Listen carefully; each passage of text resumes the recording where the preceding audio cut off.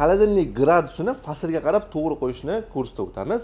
Video boshlashdan oldin sahifamizga obuna bo'lib qo'yib, like bosishni esdan chiqarmanglar.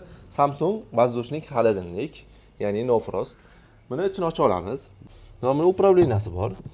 Bu o'zi bahor va kuz oylarida o'rta daraja standartniy darajada turadi. Yoz oylarida maksimalniga o'tkazasizlar. Ya'ni maksimalniyda bu xolodilnik pastki qismi ham muzlatib beradi yaxshigina. Va qish faslida esa buni minimalniga o'tkazib qo'yasizlar. Va gradusini yoz faslida 1 ga tushirasizlar. Mana yoz faslida 1 ga tushirib, qish faslida 3, 2 normalniy, 3 ham normalniy. Qish faslida shunaqa. Oddiy xolodilniklarda esa mana upravleniyasi ba'zilarida ichkarida, ba'zilarida tashqarida. Bu juda ham muzlatib beradi va tepaga ko'tarasizlar.